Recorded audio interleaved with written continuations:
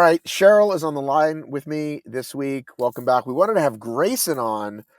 Grayson is stuck in Barcelona, where apparently all of the power and the internet between Portugal and Spain is connected, and so there's an issue.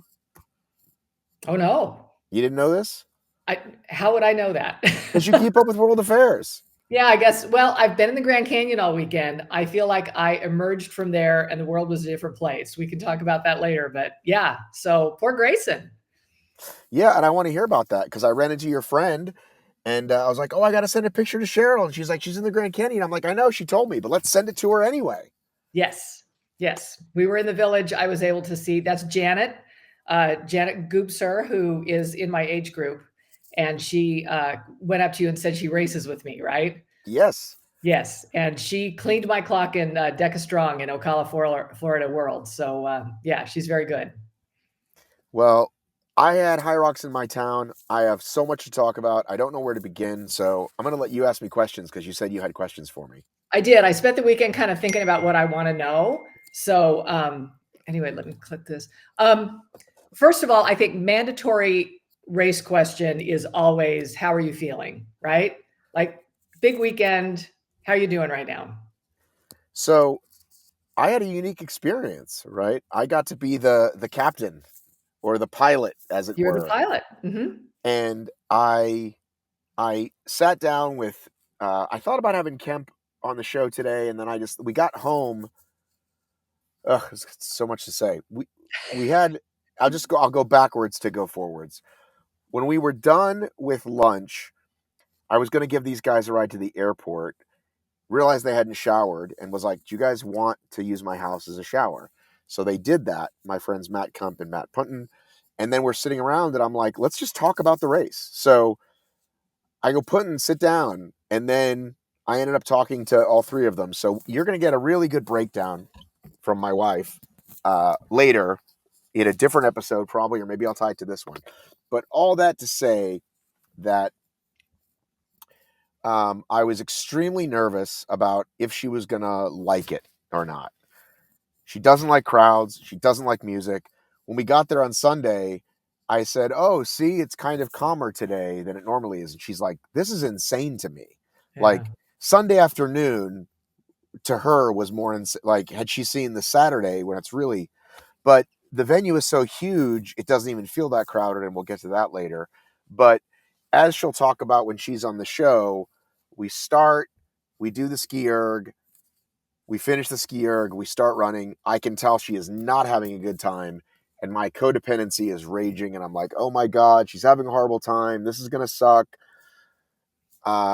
She's going to finish with me because she's my wife, but she's really not going to like it. And I'm really having a hard time. And so then we get to the push. And I think I told you when we were at the gym we were doing, I was trying to show her how to lean her whole body into it. And she was just using her arms. And she's like, no, it's better this way. And we get to the race and she couldn't even move it with her arms. And so I said, well, try to lean in and do it. And then she fucking crushed it. And it was like her confidence immediately went through the roof, right? And that was the best thing to happen because that continued onto the pull where again, like here's a woman who's been in the gym for 10 years, building up her fucking posterior chain. She's got better form than I do. I was asking her for tips because I saw how low she was naturally getting while she was pulling it. I think with you and I fucked up my back because I was standing straight up and walking. And then she was in it. Okay. And then it was great. And then remember how I said after our sims, like I thought, okay, we're going to walk a fair amount. Then we do the sims and I'm like, oh, we're going to be walking a lot. Then we get there and it's like, we're walking even more. And only a couple times that I feel that sort of like, oh, I want to go faster. But almost anytime I felt it, I just let it go and was like, I'm here to be with my wife and who fucking cares? Couple times it came up. But for the most part, oh, and the other big fear was my wife is like, honey, you know I have to go to the bathroom several times. I've had 3 children. If I lift and do stuff like, women have this issue. And I'm like, okay. And she's like, there's no way I won't have to go and like change. Like, things. Yeah. And in certain venues, the bathrooms in the course are open, and certain ones they're not. And I asked someone on Saturday if the bathrooms on the far end were open, and they said no. And so I was really worried for her. And I was like, we got to the warm up station, and I was like, okay, so she's going to have to come in through here, go out to the bathroom. She won't have to wait through the long zigzag, but it's still going to be a whole thing. And we go by, and they're open. And so um, that was fine. She only ended up stopping twice. So add like somewhere between 5 and 10 minutes for bathroom breaks for us. But I thought it was going to be far more. Um, and then my other big concerns were remembering to eat, and then the other big concern was counting laps, right? Like being in charge of all that stuff, right? So first of all, before we go, we're like, okay, let's pack food, and we grab 2 bars, and I put those in my pocket, and I'm like, what else do we have? She's like, I don't know. I'm like, well, I can't carry 4 bars, like it'll be too heavy, and you can't carry one in your sports bra. So I messaged some people. I messaged Matt Kemp, do you have any gels? He gave me Cliff Blocks. And then I messaged Kevin and Mandy, who are an amazing couple that we do decas at their gym, and they gave us 2 gels. So community is amazing. Thank you guys. And then I knew the things she was going to hate were the things I was going to hate, which is the lunges, the burpees and the wall balls. Everything else is really doable, really like fun to kind of do and get into. And I said, honey, why do you think like you're doing so much better than in this, like when we did the workout? She said, I don't know. I just feel like there's no, with no stakes, I just wasn't as into it. And so now that there's stakes, I want to be challenged more. So, so obviously you can tell by our time, we took over 2 hours. We walked a shitload. But we had a great time.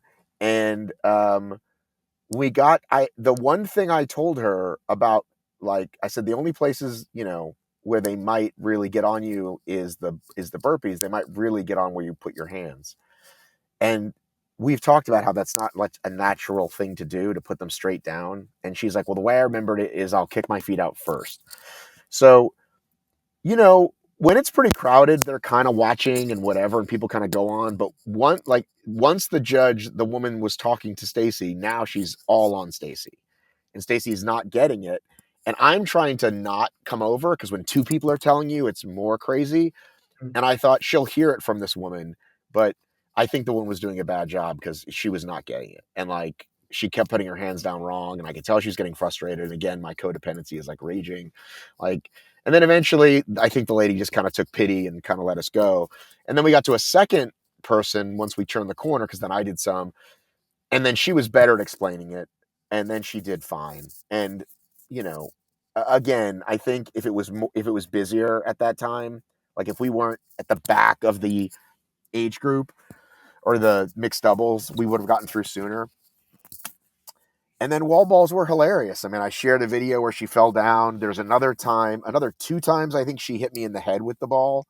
And we just, it was all good. And it was just a cool thing for us to do together. And like, it's not something I'm going to ask her to do again. I did ask her, because I said, honey, everyone's going to ask, are you going to do it again? And she's like, yeah, maybe.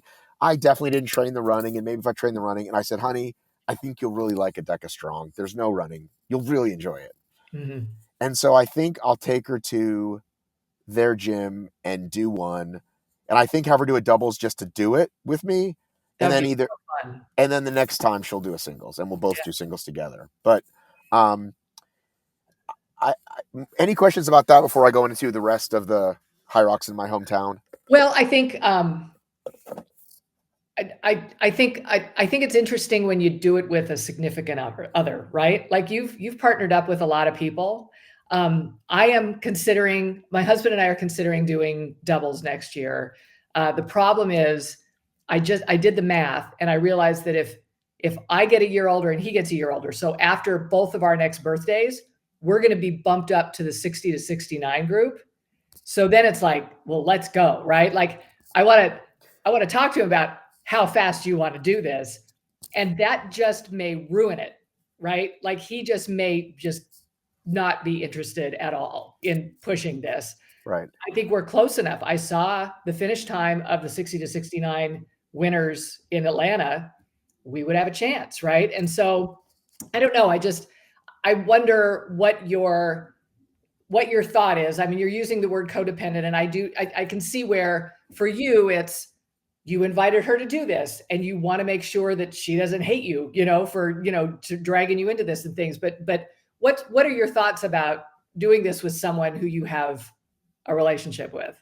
Well, I think it's all about managing expectations, right? This comes up a lot around, we joke about if your significant other crews you for an ultra or world's toughest, it's like you'll either like it'll bring you closer or you might get divorced.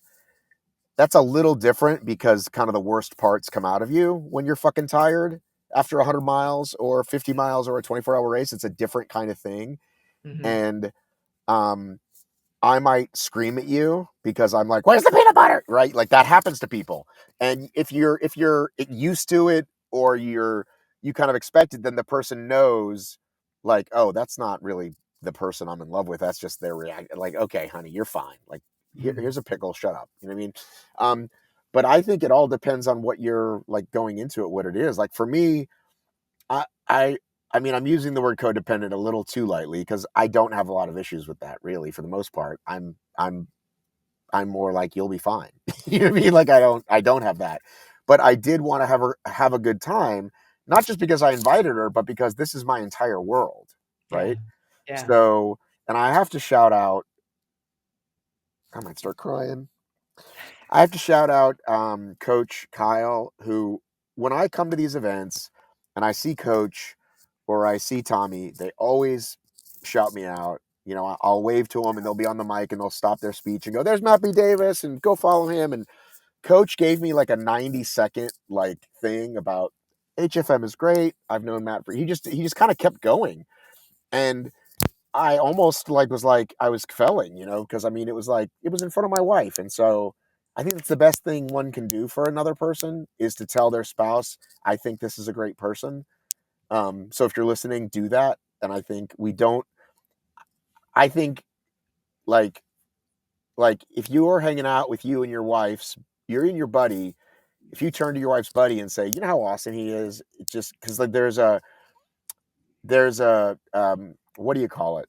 Like a what do you call it? Like if a wife hears like, "Oh, another man respects my husband in this way," right? What am I Right. trying to say, Cheryl? Help me out. I just think you're trying to say that I think you had an opportunity to show your wife your world and that she had an opportunity to be really proud of you. Yes. I mean, when I ran doubles with you, you are clearly the most popular guy in that, people are screaming at you, they're saying your name. And it's just like the fact that you've inserted yourself in this world and have become part of it and in such a positive way that people are just happy to see you. Like, of course you want to show her that, right? Like she's got to be over the moon thrilled about that. Yeah, and again, she knows this about me, and she knows that I need more humbling than anything else, right? Like she doesn't need me to come home and say That's I'm her great, job. Yeah, right? And come home and say I'm great. But yeah, it was just really cool, and I did thank him. I sent him a long text, and I just think that's the best thing you can do for a person is to absolutely. is to compliment them in front of anybody else in their family, really. But I feel like their significant other is a big deal. Um, It is. but uh, but yeah, and I again, it's like when people were walking, which they were right away, as they always Mhm. are. I was like pointing that out. I was like, "Look, other people are walking, honey," and then I kind of kept saying it, um, because I just felt like she needed to hear it because we were walking so much. And she's like, "Yeah, but it's not that many people." And I'm like, "Yeah, but it's it's just showing you." I just feel like that relaxes people, like just like the people that don't want to do an OCR and they show up and there's clearly someone less fit than them at the start line, and they're like, "Oh, I'm fine." So I posted a video of my friend Clayton doing his wall balls because I he saw that. he he started at 8. We got there right when he was finishing. It worked out great. I was so happy to see him finish.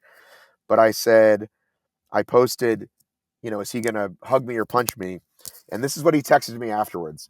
"When can we meet up so I can punch you?" I also got as a permission to read this. When can we meet up so I can punch you? Too loud, too painful, too expensive, and too many good-looking people and couples to be envious of. Maybe I'll try it again next year with some earmuffs and a nasal strip. So, I mean, he's like half kidding, but like, yeah, to him and my wife, it was like, if you're that's not your bag, it's a lot. And when we first walked in, she was like, "Is this music going to be here the whole time?" I'm like, "Honey, once you start, it's going to become background noise." Um, but yeah, if you've got those sensitivity issues and you're not a crowd person, it's a fucking lot, dude. It's really draining. It's really, really draining. Just to be in the venue takes out so much energy.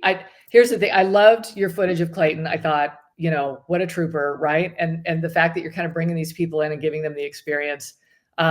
And I've got a couple thoughts. Number one, the footage of your wife was really fun to see. She killed that sled. Oh Like yeah. watching her do, and there is something about being able to accomplish that you can't take that away from her now, right? She knows what to do. Well, it changed everything. And Yeah, I was pleasantly surprised, but then it was like I filmed a bunch more and initially I had said, "Hey, listen, I'm going to film some on the phone and then I'll give the phone to you." And at the skier, I just decided like, fuck it. I don't need to give her more things to worry about. I'll film her some whatever. We'll get some pictures. It doesn't matter, right? Um but yeah, not only did she do well, but she really did well. So same thing with the sandbag and same thing with the burpees. I was like, "Do you want to just do a couple?" And she's like, "I'm just going to do as many as I can." I'm like, "Great." And so we split it up pretty evenly. Even the farmers, I said, "I think I can do the whole farmers." She's like, "No, I want to do it." yeah. So anyway, go ahead. She had a smile on her face the whole time. I just think it was really, really great to see somebody just experience that for the first time. And I do think there is this idea, and look, they're coming in saying, this isn't my world, right? Like Clayton said that, your wife is saying that, this is just not my world. And yet they did it. Of course, it's their world, right? I had a friend once who sort of took up running, and she was running a couple of 5Ks or whatever, and then she heard somebody in the hallway refer to her. They were talking to somebody else, and they said, "Well, talk to Jessica. She's a runner." And she never thought she was a runner, right? But if you run, you're a runner, and if you've done HYROX, then you're a HYROX athlete, right? Right. And so it may take them a day or so to kind of settle it in. Look, I took these girls down the Grand Canyon and they finished and they were miserable. They were like, we are never doing that again. And then they start going through the pictures and then they start going through the Mm, videos and they're like, oh, that was really cool. And I think you just got to get a little distance from it and you realize, yeah, I belong here. It's okay. And it's out, I just think she did great. I love the footage that you had of her. She looked like she was having a great time. And I'm just really happy about no, that. me So, too. And again, I wouldn't ask her to do it again unless she came to me. yeah, But on the other hand, Clayton and I will be amazing partners because we train together all the time. We have similar fitness, and it would be more of that, just like two buddies, like pushing each other and having a good time, right? But it's like, even that is still different than me racing with, say, you. Or if I race with my buddy Matt Kemp, I would say, "Hey, like, let's have fun, but can you push me a little bit? Like, right. because you're You the got captain or different goals. whatever." Right. Yeah, Um, but I really did want to do it with Clayton, but I knew like if I signed up on the Saturday to do it with him, like what if I wrecked myself for Sunday? And I almost went to Tough Mudder because Tough Mudder was Saturday, and I was like, I just can't do it. I just can't. I can't. it's a And then lot. once I realized I could see Tia, that was out the window anyway. Um, Yeah, but I wasn't going to risk all this time getting my wife there and then somehow that not happening. right. So Well, yeah, and she was definitely impressed. She was impressed with the whole setup. She was impressed with, like, we got done racing and they have the chairs out that you can lay back in, and she's like, "Well, this is genius." Quick side note: the Atlanta staff, and you could definitely tell they were staff and not volunteers, at all of the water stations and in the rest zone and all that stuff were awesome. The people at the crossing stations cheering us on, like they were great. So I don't know if that's one specific Atlanta staffing company or people that just work at the venue, because clearly they do whatever, right? They probably would work whatever convention next week. But there was a woman, like just one of those people that has to like open and close the gate essentially every time, cheered us on every time. yeah. So and there were a lot of people like that, at the water stations, in the thing. Um, So whoever they got was great. That's awesome. That's great. It sounds like it was really well run. Everything went really well.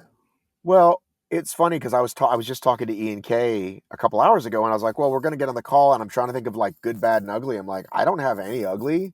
Like, I really don't have any bad.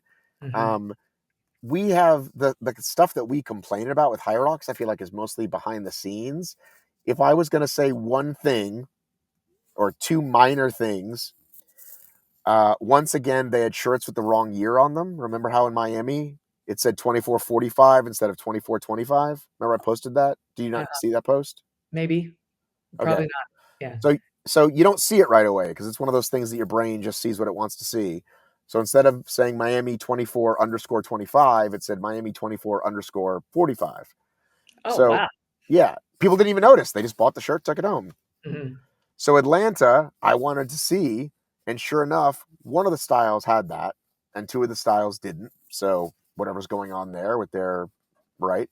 And then the only other thing was, you know how in a couple of cities, I know it was in Toronto and maybe Chicago, they have the big banner with everyone's name on it. Atlanta Mhm. didn't have that. It just had the cities. So I don't know if they stopped doing that, or do I you think they've remember where you stopped saw doing it? it. They didn't have Okay. it in DC. I don't even think they had it in Vegas. It's just that there's too many people. You think that's what it is? I look to try to get 8,000 people on a banner that's a lot of money, right? I think maybe they'll just keep it for Worlds now because it's a great thing, right? It's really nice to see that, but it just may be prohibitive that they've got so many races now. It's just not Right. worth it. But Yeah. I gotta say, having for someone who travels a lot, me, having HYROX in my town was even more enjoyable than I thought it was. The Oh, fact that good. I could drive down on Friday and park across the street because I know where I'm going and go to the well, I mean it costs money, but and have our shakeout run that I got to do, which we haven't even talked about yet. I got And then questions about I got to be the one to pick up my friends at the airport and take them back to the airport and tell them where to go eat. And it was just like I was like, this is the greatest thing in the world. And I've had Spartans, obviously, and Tough Mudders for years in my town, but this is different because it's right in the city that. and Mhm. because that's where I live. So I know how you feel now. Yeah, I didn't break out a a little hat. tiara. I don't Well, know. that's because you don't wear those in Atlanta. That's I know. that's our I couldn't think of the tradition, right? equivalent. Yeah. But it was so fucking cool. Yeah, it is. It's just welcome to my city, right? Like it's Right? great. So yeah, yeah, Right. yeah. So next year it's Clayton. It's doubles with Clayton. Well, we could possibly travel together. He's teaching now as his job. So if he I don't know, like depends on the time of year, blah blah blah. But Mhm. so maybe one sooner, but I think for sure, assuming it comes back to Atlanta, even though I'm a little concerned we didn't sell out that second day, they said moving forward everything's 2 days. But I also think they announced Atlanta late.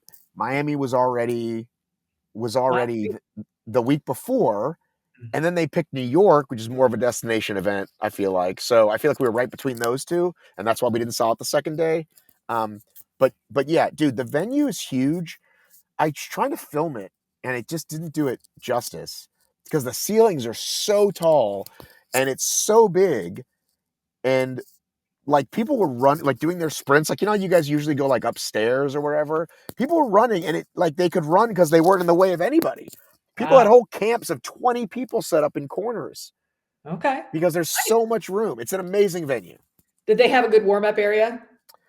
Warm up area. So now it looks like that's the other thing that HYROX seems to have like they've dialed it in, right? You don't go in the HYROX to go to the Yeah, warm with up everybody area. else. Mhm. You go in your own area.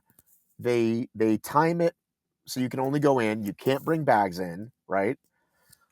The farmers is at the end with the two loops, right? The rest is in order.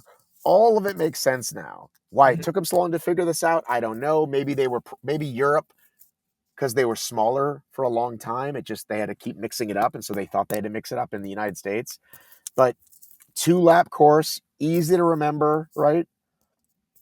3 to me is so hard to remember. 2 is easy, and I feel like all that stuff's dialed in, right? Great. Nice. Good. Okay. I have one more question about this race. Given that you did have a longer finish time than normal because you guys were, and I think there's an effort in that I think we often don't think about. There was a woman in DC. I finished my race, and then she came across the finish line. I was kind of milling around there with some people, and I saw her finish time. It was 3 hours. She had been out there for 3 hours. You think about an hour and a half in, she's starting her burpee broad jumps, right? Like, I don't even know what kind of grit it takes to be out there as essentially a part-time job, right? Like, there are some people who just have a lot more fortitude than I do. And I'm just wondering, sort of fueling wise, and how you felt. Do you feel like it took a lot? Sometimes I think it takes more out of you the longer you're out there. Well, and that was the thing, is that I only felt that, like I said, a couple times. So for example, it's a 2-lap course, right? So the goal was, let's run a little, walk a little, right? Mhm. And initially I thought we could run one, walk one, but we couldn't. And I said to her, anytime you want to walk, say so. Right. So I was following her lead no matter what with that, right? And like, I think on the second station, she picked an early time to walk.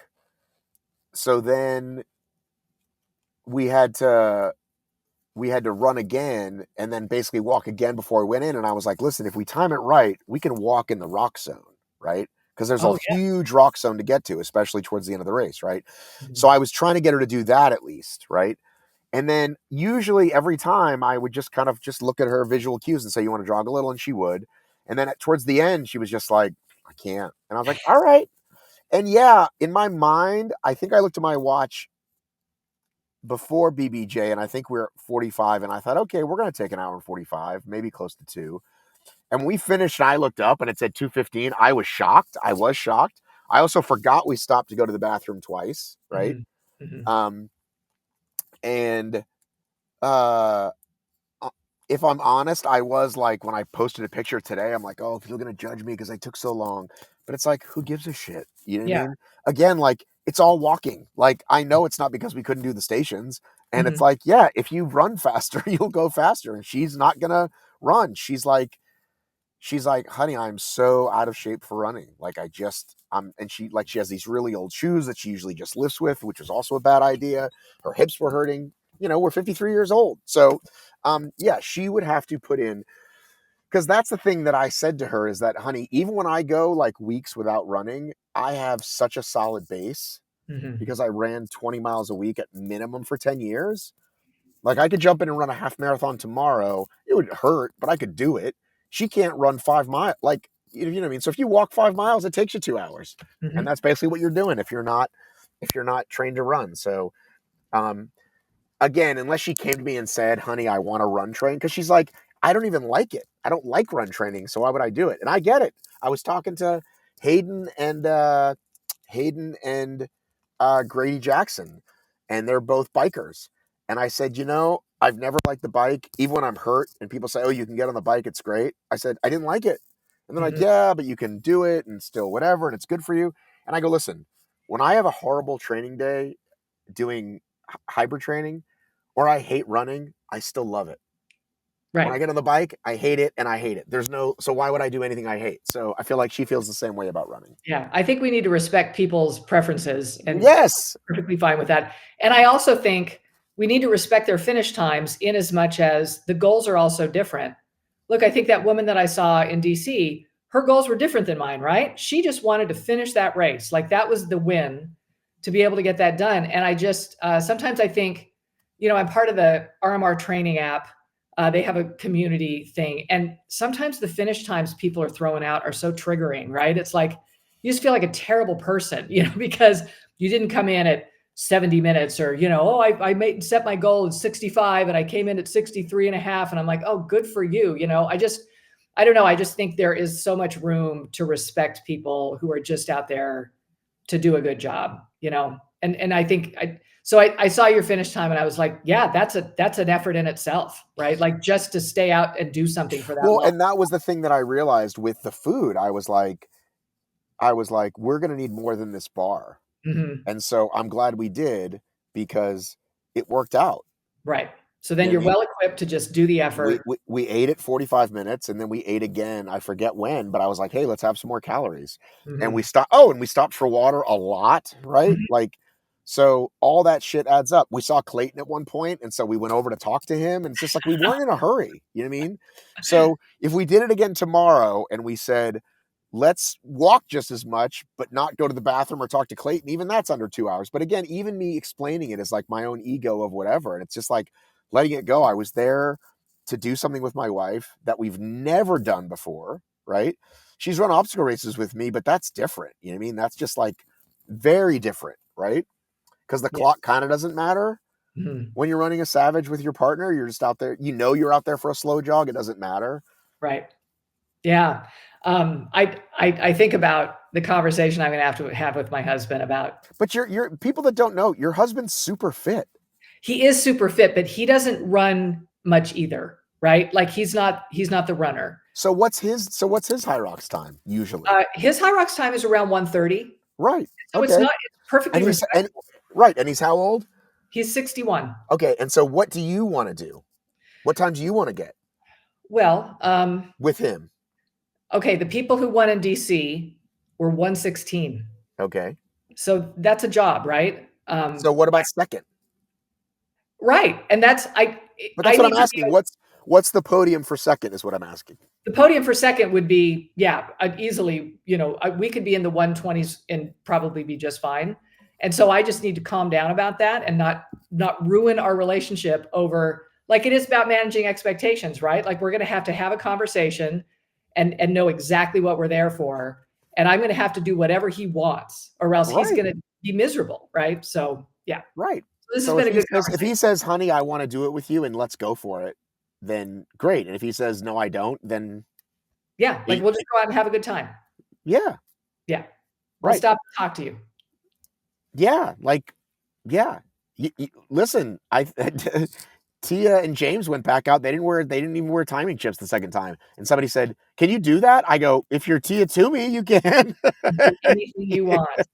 Anything you want. So I know I've talked a lot, but I do want to talk about the shakeout and some other Atlanta stuff before we get to your weekend. Well, so that was what one of my other questions was, how much cooler are you now that you've met Tia Toomey? Well, this is what I want to say. What I value at age 53, this is like life lesson, okay, is people that take chances with you, people that are willing to work with you, people that don't just say they're in your corner, right? And I want to say that over the course of the last several months, I've said to people, I live in Atlanta. Would you like to be a part of this thing I'm going to put together? Because I know the city and I can make you a nice little shakeout run. The first people being HYROX, who surprisingly didn't respond. And then I reached out to a few other brands who may have responded, may have like at first and then kind of ghosted. And then um, several Instagram, like I saw gyms. I'm like, do you want to? And the guy that showed up the most was Ken at Union. I want to say it right. Union Performance Academy. He said, we've got, um, we're doing, we're doing HYROX like open gyms on these days, PFTs. Um, cool. And he runs a different gym, so he wasn't even there a couple times that I went there, but was super easy to work with, wanted to work with me. And so I'm like, I'll support you any way that I can, right? I shared another thing with him when I was there, and I'll constantly share whatever he's up to because he was like, yeah, he at first was going to be part of the shakeout and he wasn't, but the fact that he basically opened his doors to us, and we paid for the classes. It's not even about that. It's just about like, yeah, sure, cool, right? And again, like, not for nothing, but like, if you run a gym and you see our account, you'd think maybe like, oh, that it's probably a good move to align with us. You know what I mean? Yeah. Yeah. So, all right, I'm going to say this, and if you tell me I should take it out, I'll take it out. All right, including the brand that sponsored this fucking race, Sweat House, which is a Shishi gym that does the cold plunge and the thing. Okay. Okay. Reached out to them. Started with, would you like to come on my podcast? Owner of the company. And he came back with, yeah, you're just gonna have to tell me if you think I should keep this or not. He came back with like, what is it? Who are you? Like again, like you couldn't just fucking look at the account. Then HYROX, coincidentally, unbeknownst to me, was like, oh, I think you should have this guy. He's a good guy, our partner in Atlanta. Like, and I didn't say I've already asked him. I just said, great, would you introduce me? He introduces me to the guy, and I again just re-engaged. Would love to have you on. Nothing. Okay. So this person who I don't know because I'm not in Atlanta, they just want their name on the race, but they don't know the race. Or want to engage with the community, or blah, blah, blah, blah, blah. Right. No, It's I not mean, even about whether you think Matt's a cool guy or not. It's, oh, here's an account that clearly covers this sport. HYROX just fucking introduced you to him, so clearly, like, there's kind of a proof of yeah, whatever. you've got And credibility. right? And Yeah. so, like, what are you doing? They don't know the sport. But You're the voice of American HYROX. Who else is doing that? so can I keep this? What do you think? Is this too hot for TV? I think it is what it is. They made their choice. I think. But anytime somebody says, like, who are you? Can I see any recent episodes? Just off the bat, it's like, you can't fucking click like 2 seconds of an Instagram to see if I'm not somebody with 8 followers and an idiot, and maybe Mhm. take one more step and go to LinkedIn, like 2 seconds. Okay, they look legit. I'll get on with my day. So, but that was his first one. And like, what do you want to talk about? And send me previous episodes, whatever the fuck he said, right? And then, and again, I let it go because I'm like, I'm not going to take that personally. But then HYROX did. So meanwhile, P.S., hope you got your money's worth. I asked the two guys, I asked Matt what they thought. I go, did you do anything about Sweat House? He's like, no, what is it? Like, Yeah. I think they had cold tubs and they said that weren't open half the time. Yeah, I saw people in cold tubs, so that was But they them. said it was closed at the time. So anyway, the point is, going all the way back to say that this guy Ken wanted to partner with me and did, and I will shout him out as much as I can. Similarly, I reached out to JK and said, do you want to be part of what I do in Atlanta? I heard you're coming. Mhm. He said yes. He said, maybe I'll connect you to the Proven guys. And Nick from Proven was like, hey, if JK says you're decent, I think you're decent. Let's see what we can do. Maybe we'll get Tia there. And I never wanted to announce Tia was going to be there until it was 100%. And like 48 hours before, he's like, she's in. That's amazing. And still was cool enough. Didn't have to. I said, I think the feed's going to give us away some stuff. Could you put me and the feed on the thing? They collabed with me on the announcement. They collabed with me on their cool post race video. So I will do anything for Proven. Like, you know what I'm saying? Mhm. So that's what kind of like what I just said with Kyle. Like, that's what fucking matters in this world, Cheryl. Yes. People that are willing to step up for you is who I want to step up for. Like, everybody else can kind of kiss it. It just seems to me like this Sweat House bunch. I mean, look, I was seeing that all over everything, right? Like they were clearly, on the marquee, and yet still fundamentally don't know the world at all and don't know how to market themselves in this world. And so, what are you going to do about that?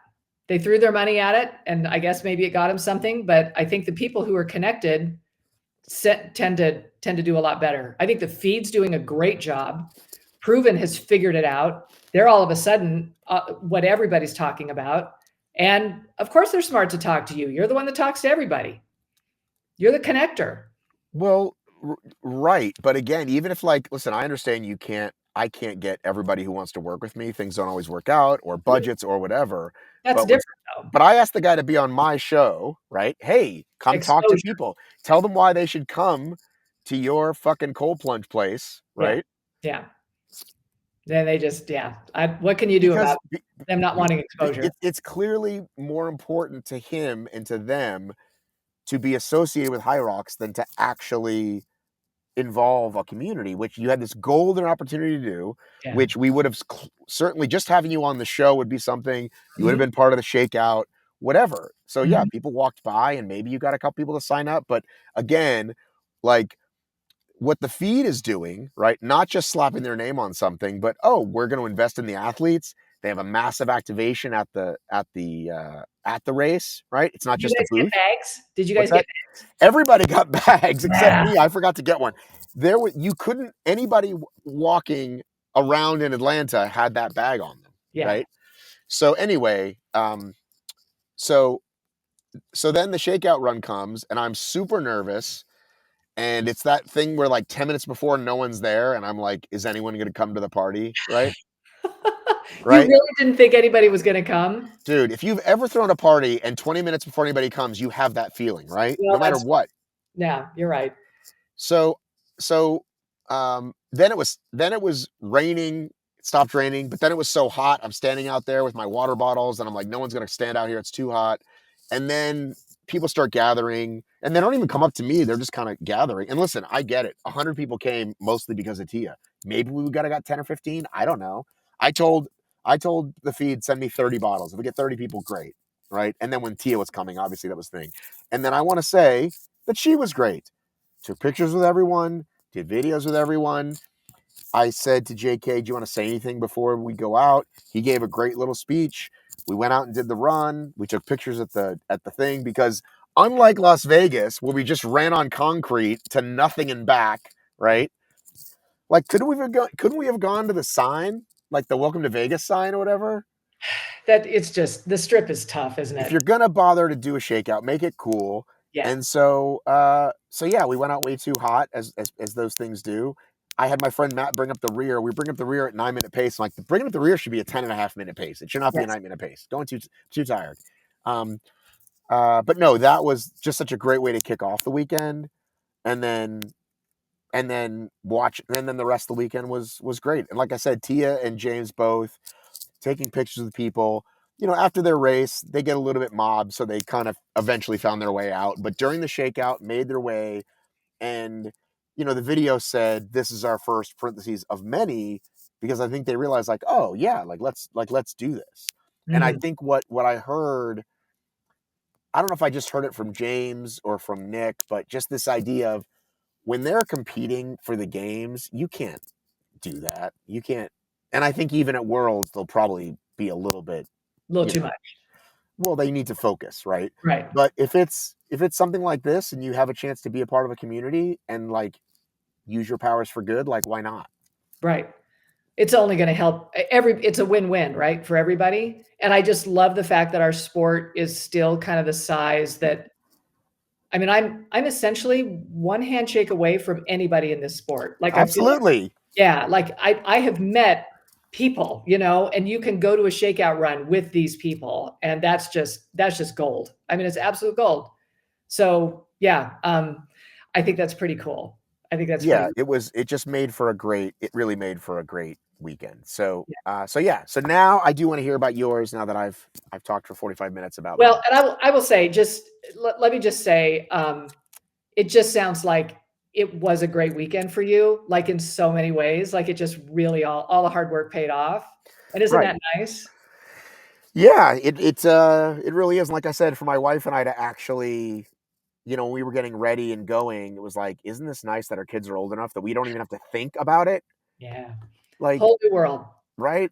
Like Yeah. like feed yourself, do whatever. We'll be home in a few hours or not. We stayed out later, we had food. Oh, we got to pig out afterwards. We went to Johnny Rockets. So that's always great, right? Excellent. Excellent. Good weekend. Good Yeah. weekend. Okay. So that's the only picking nit is that in that part of the GWCC, the only food vendor is a small stand that is pizza on one side and hot dogs on the other. Ugh. And the Ugh. only real food was at the complete other end, building B, which ironically had the NRA this weekend. So those people were walking around. Do you think it was tough to tell who is who? You think it was tough to tell by looking at body shapes who is who? No judgment, just saying. Just is. Yeah. Just Just is. is. Not Yeah. good or bad, just is. Mhm. is that HYROX's fault? No, right? That there was one acai bowl place inside, like actually in HYROX. Um, so maybe they could have thrown one other food vendor in there, maybe, but I don't know what the rules are. Blah blah blah. Yeah, it's tough. And I think in those venues, like Chicago's terrible that way. I don't think they have, I mean, I know they've got stuff down at Navy Pier, but it's not the best food. And I tend to just bring my own food. I feel like Navy Pier has a lot of choices. It has a lot of choices, but I wouldn't call most of them good. So bless you. But after World Champs, aren't you going to treat yourself to something delicious? It's going to be big, whatever it is. It's going to be great. Right? Yeah. Yeah. So it'll be good. It'll be good. So, And after you've been on this show for like a year, or maybe less, you'll be 0 handshakes away. You'll just be Cheryl from the weekly show. I'll be one of the handshakes. Right. You'll be one of the handshakes. Here's what I think. I think anytime I can connect with the community, my life is better. And the fact that I get to talk to you, it just makes it better, right? Anybody who doesn't understand that is making a mistake. Thank you for saying that. And let's shout out Rich Ryan, speaking of giving people, because I think Rich turned me on to you. I don't know. I don't know. Yeah, maybe he did. I don't know how you found me. I don't. Well, I'm just saying we just started talking in general. I forgot. Like, maybe I asked him about a guest, and he was like, "Have you ever had Cheryl on?" Because I think you were already working with her. You were already working. Yeah, no, I've been working with him long before all this. So I come out of the, when you're in the Grand Canyon, there's zero, like you're off the grid, right? You don't know what's happening in the world. I was with some women who we were all interested in what was going on in Barcelona. We knew people, we were cheering people on. We were hoping they were going to qualify. Of course, there are the names that you're expecting to see at the top, and you're just hoping that your friend is going to be one of them and all this kind of stuff. And so we're down in the canyon. We're there all day. Like it's a long, long day going down there. You have to go down and then you have to come up, right? And so by the end of the day, you're doing the hardest work.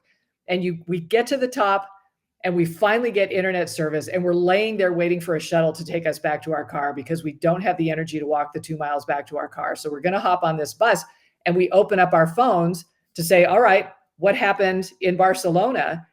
And what world did we enter into? I didn't know what had happened to literally the universe while we were down there. I thought I had looked up a different race. I didn't recognize a single name. Right. What had happened? So yeah, I don't even know how to begin. I've started kind of looking into these people that show up. This woman that's she's wearing a bow in her hair, right? Like, who are these people? I had seen that she had won other races, but good heavens, what has happened to the world since I've been gone? I was blown away. Absolutely blown away. So after the weekend was over, I went back and looked at Race Brain's preview post and my preview post. Right. And between the two of us, we had one name that made it, John Wynn. And my next thought was, this is the best thing that can happen for the sport, right? Holy shit. The sport is so good that me sort of knows some stuff. Jack knows a lot of stuff. I mean, I don't know, maybe on their whole show, I didn't listen to the whole Race Brain episode, they got into some of those people. But the fact that it is this brand new, like, holy shit, who are these people putting down these times against Zara, Chris, Camilla, all these studs and studettes, right? On the men's side, all the people we thought, right? Like, wow. And some people just didn't have their day because that happens. But holy shit, is this the best thing for our sport? Okay, so what do you think this means? What do you think it means that literal unknowns are going to be in the Elite 15? Does that mean that the qualification system is so tight that there actually would be more if they didn't sort of lock it in so much?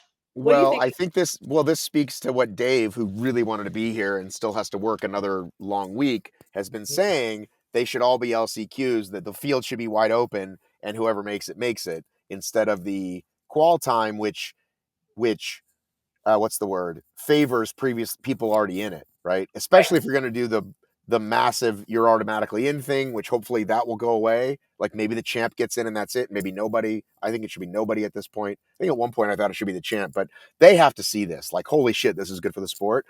So either, I mean, I don't think there's anything wrong with necessarily with race twice to get a good time.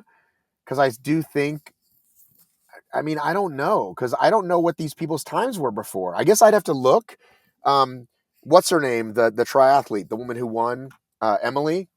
I don't. This might have been her second race. Right. So if you don't even have two races, then right? Or should there just be like, um, if you live in America, it's really hard. It's still really hard if you live in America. If you live in Europe, it's far less hard, right? Or Australia, because if you live in Australia, there's three races and they're all a couple hours apart, right? Um, so yeah, maybe you should have five LCQ. I don't know. What do you think? I'm sorry, I never did think about this question before you asked it. Yeah, I've been thinking about it, and I will say I understand HYROX's desire to sort of have storylines and to have people to root for. Because part of me, when I saw who won, there was part of me that was clearly disappointed about the fact that I didn't know any of them, because it's hard to root for somebody you don't know. And if we've got kind of too many people going on, I think it might dilute the ability to sort of have those storylines get us to world championships. But on the other hand, it is leaving me to wonder if the best people in the sport are actually going to compete in Chicago. Like if they'd had it open, if they had had a bunch of LCQ type races throughout the season and then a few majors, like, you've got an LCQ in Europe, the United States, Australia, something like that, and then they all come to a major and compete. Like, I think that's a much more open way to feed into this system than this year long, your two best times, which then only rewards the people who've been in the sport for a really, really long time, right? It's just, I was just absolutely blown away. And I'm really interested. I think, Race Brain's going to have some really good analysis on this. Like, other people kind of know how to do this, and I don't. I'm kind of not that person. I just, as a fan, am just, I honestly didn't know what had happened when I got back up to civilization. And it's absolutely fascinating to me.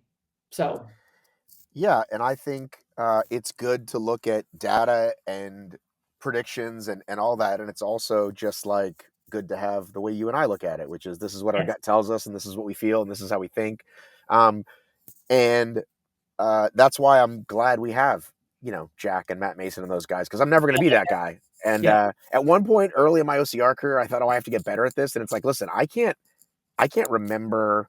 It's really hard to remember all the people and all the races. Like, I'm just never gonna remember everybody's split times and who's the best at the fucking farmers. I'm just gonna, right? You yes, know what I'm saying? yes, So, like even the Spartan after 12 years, it's like, was that 2016 or 17? Like, who can remember? Especially when they're like in Tahoe 4 years in a row or in Vegas for World Stuff of Smutter. Anyway, I was just trying to. I don't know why I felt the need to over-explain our predictions, but Well, I think what we can say is let them do that, right? right. And we can do the, I like this football team because its mascot's cute kind of thing. I'm right there. And I think there's a lot of us like that, right? So, Yeah, and the you like sport you is like you like who you like. You know what I exactly. mean? Like And the you sport like. it has been small enough that, look, I've been to camp with some of these people. Like, I know them, and so of course I'm going to root for them and I care for them. And it just shocked me to death that they weren't even in the mix. Well, That not there are so many new people coming into this sport that it has just completely upended everything. Barcelona, I think, just ruined the model that I think we've had up until this point. well. I do want to look them up to see if they've done any races before. So let's pull them up really quickly. So let's go to high result first. Everybody's favorite. So Tom Rogers, is that his name? The guy who won the I was going Australian? to go to Emily first. Okay, Okay, so Sinead was second. Sinead has been on the scene for a bit. She started racing in Open, came to pro. Okay, right. so Yes. she's a known. Melanie Maurer, third, the one who would later pass Chris by 4 seconds because I, even though I know better, foolishly got too excited before all the heats were done, right?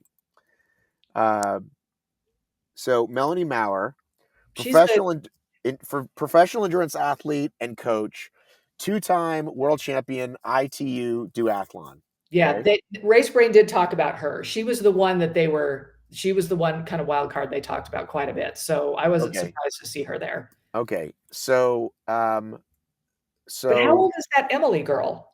Emily, she's in the 16 to 24. Yeah. So that's unfortunate for the rest of the field. Her and Joanna. Emily, Emily Anna Marie Dahmen. Is that her? Yes. How am I not already following her? Well, it's Um, because we didn't know that this was coming. I know, but I'm saying I thought I followed her after the race because I Oh, tagged her okay. and whatnot. So let's pull up her previous times. Um, Rotterdam, she raced a what do you call it? Where's Open. the, no, she raced pro, and I'm looking for her time. And this is a paid partnership. Who's it a paid partnership with? Doesn't say who. I can, I will. Clothing brand. Okay, wow, she's sponsored by a big clothing brand already. I've never heard of these guys. They're obviously a big Swedish brand, 309K followers. Wow. Um, To be that age and to already have this level of success. yeah, I'm trying to figure out what her sport is, though, previous to this. I got to keep scrolling down to find her previous sport. Yeah, so she's done a few just under all of our radar, it looks like. Is she a skier? Oh my God, I keep going. She's a child.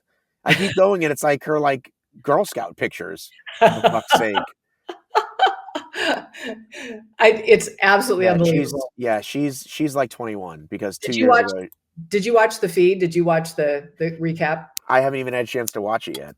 So I watched it. I got home, from the canyon that night. That's kind of what I used to wind down, is watching the women's race. And first of all, HYROX has really nailed this recap stuff. I mean, they just take the runs out. They just have all the stations, and you can knock out a race really, really quick. And it was really, really slick the way they did that. But those girls, those two, Emily and Sinead, right? The top two especially, they still have stuff they can work on. Like, I was watching as just an average HYROX athlete, and I could see their row form could get some. They could get. How many flags do you have, Cheryl? I have several. Okay. You are I not an haven't gone. average, you are above average HYROX athlete. Okay, well, yeah, like, I'm getting to where I don't know where to put them. There's a bunch of them stacked back there, but Right. I'm very fortunate that way, right? But I will say that just to watch them in their row, they've got time they can make just by fixing their row form a little bit, looking a little more like a HYROX athlete. Their What was up with their row? it's just, you would even see their form. Like, Sinead was like putting her head forward and swinging weird, and Emily was doing some stuff. Like, it was like that, if they kind of just cleaned that up, I think, they're gonna. Okay, something I keep seeing, you have to help me with this, Cheryl. Something I keep seeing, I think I see it more with women, maybe I don't, maybe it's equal with the men. They pull down to the fucking floor. Why do they do that? How has What, on nobody told ski? them? Yes. I just think not Why all. But why has no one told them that? If they've done 10, 15 races, they're winning, they're getting flags. No one has told them, you lose, you don't go that far to the fucking floor. What are you doing? I know that because Right. I've watched a couple Albert Hall fucking videos. Maybe if you win a lot, you don't think you need to learn more.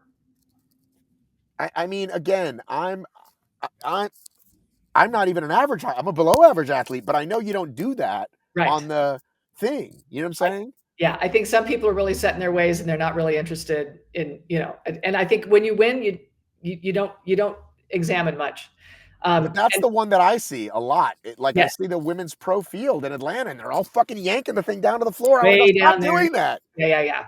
So no, that's the thing, is it's kind of interesting how just the efficiency, everybody's got stuff they can work on, and that was what I saw, is for as well as they did, their row was definitely something that they could just work with someone a little bit on, and that would help them a lot. And their lunges, even, I felt like they could have gained some time there, and so they've got room to grow. Like, they're just going to get Well, better. if you're 19 years old, for fuck's sake.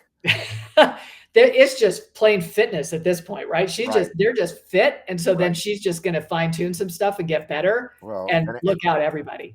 right. And again, another sort of how this compares to obstacle racing is we just didn't have that. We just didn't have 19, 20, 24-year-old phenoms coming in from other sports and being like, oh, I'm going to try this thing. Yeah, and then, oh, look, And I won. Yeah, well, right. I mean, if you look at the most experienced racers, right? Um, Tanya Strohschneider, Gabrielle Moriarty, Camilla, Lena Putter, Zara, Jade, Viola. These are all people who've been in the world champs. That was like 7 through 12. yeah, So that's, like I said, that's the cool news. Maria, really bad race. Alice Schur's been in the Elite 15, I think, really bad race. Like Simone, like these early days, like German athletes. Miriam, who honestly wasn't, she said she wasn't even there to qualify. But people who could all win local races, as we say, right? But that's not good enough if you want to race in the Elite 15 anymore. It's just I was blown away, absolutely blown away. And I do think this speaks to the current qualification system, that it's not necessarily Broken. in the best. Yeah, it's not pulling in the best athletes. If we don't even know who these people are, then something's wrong. All right, so she's been on a podcast that's not in English. Oh, okay. So What does she speak? What nationality is she? she's from the Netherlands, right? Okay. Or no, Okay. she's from Sweden. Okay. Where's she from? Let's go back to the high result. I think this is, God, I feel like an idiot. It's just going to take us a while to get up to speed. And people get so mad. Netherlands. Okay. So she's Dutch. Right. Let me see what I can find about her. Wow, that was quick. ChatGPT. Dutch pro athlete and fitness instructor based in Amsterdam. She's currently studying sports management and business in Amsterdam. Wow, that was super quick. They just found this on a website, like a coaching, like here's a coaching website that she's on. Okay. And then who was the other one? The duathlete, not the triathlete, but the duathlete. Yeah, what was her name? It started with an M.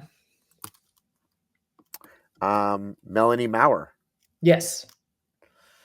All right, let's go to the men, shall we? Okay. Yes. I didn't know this fella, this Tom. I didn't know Tom Rogers. Hitty I'd heard of. But the men that most of us picked, Sean Noble, 10, Harry Thompson, 12, Philip Vomser, who had put down a really fast time, the guy that I just had on my show shouted out. God, somebody just sprayed a bunch of cleaning product and it's fucking smells so bad it comes through here. Okay. It was 15th with a 59.01, right? Remember when 59.01 was fast? Yeah. I mean, Well, give me a break. Can we take out a GoFundMe for Sean Noble just somehow to just make up for the universe just turning on him this year? Just banking him. That poor guy. I just feel so bad for him. Yeah. What a tough day. Yeah. So Tom's been racing since 2023.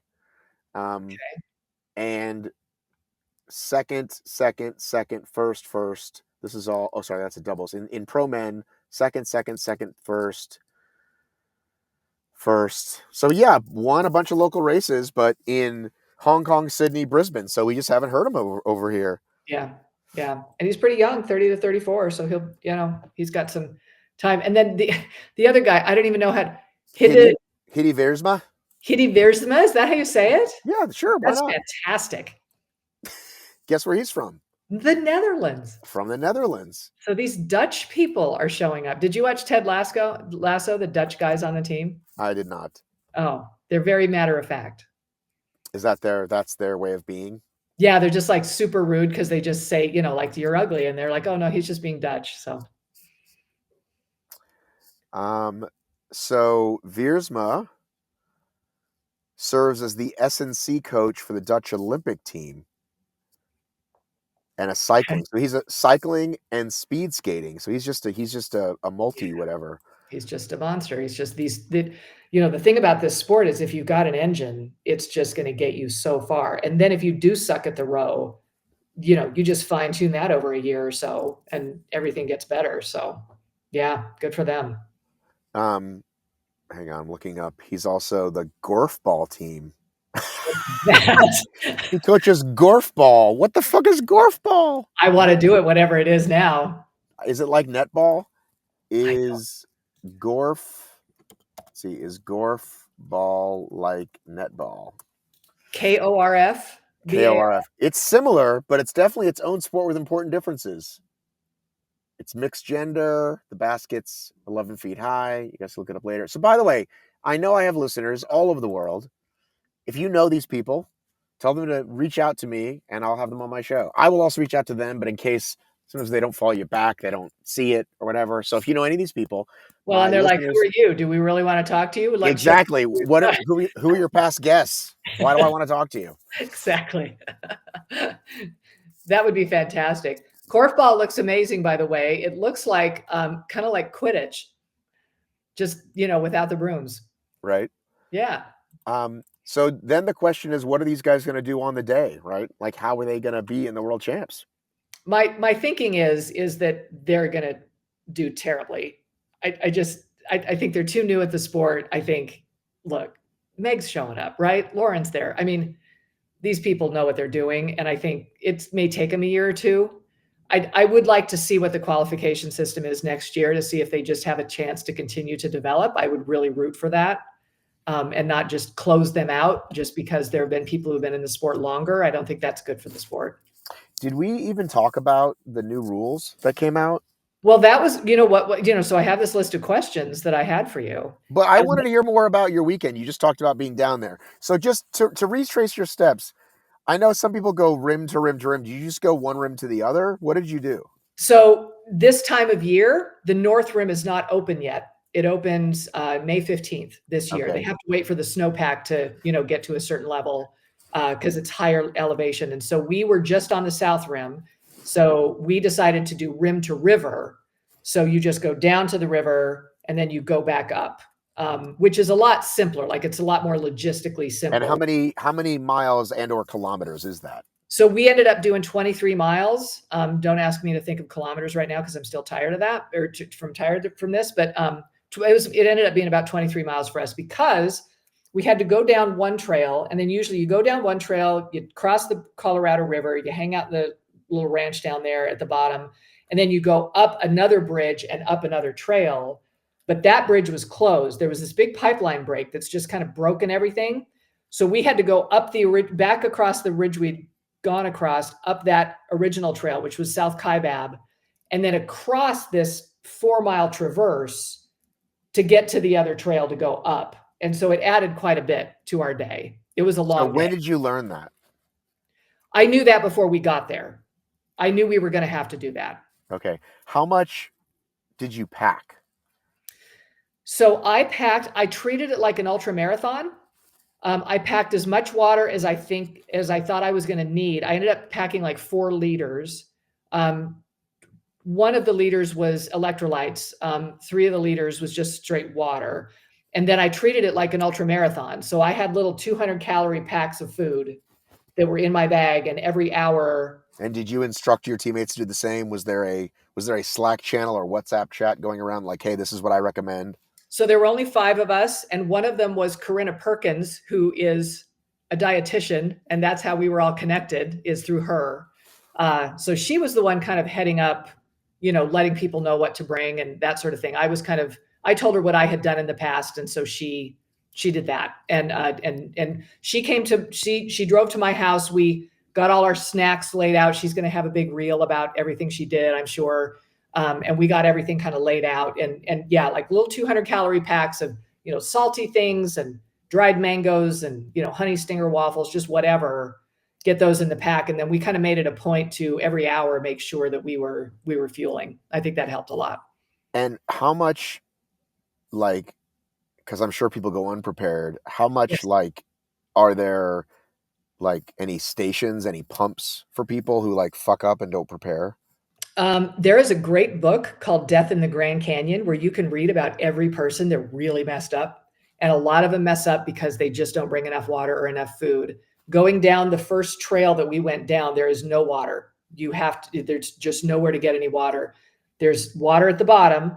They've got some pumps there. And then up the trail that we went up, there are a couple of stations that have water. But in the Grand Canyon, you kind of need to assume that some of those may be broken or they may not be working. And so you kind of try to bring as much as you can, just to be safe. It gets It was, hot.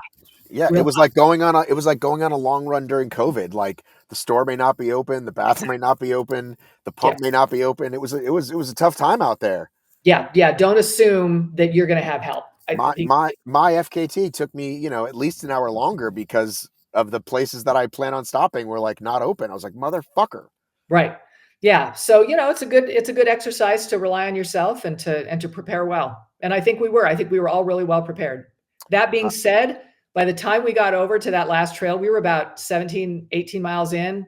No, we were about 18 miles in, and the wheels just start coming off. Like you're just pretty, and you have 3,000 feet to climb by the time the wheels start coming off. Like that's the tough part about the Grand Canyon is you're not climbing a mountain and then descending. You go down and then you have to come back up. so how far from your house? It's like a 4-hour drive. Okay. So what time did you leave in the morning? So we stayed there at the village that's next to the Grand Canyon, and we got to the trailhead at about 5 o'clock in the morning. So we were able to see the sunrise. It's really beautiful. It's quite cold. And you did peyote probably as you usually do when the sun rises. Of course, yeah. Danced naked for a minute, and then Right.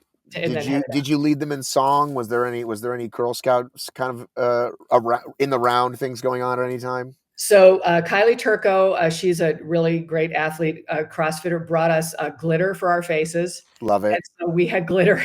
I've never worn glitter, Matt. So I wore glitter. Like hanging around girls, it's different. I usually don't hang around girls. So we had glitter. And then when we started, we did this little, we got our arms around each other and we did a little pep talk. And then we broke and took off. And everybody just decided to have a good attitude. We did a really good job.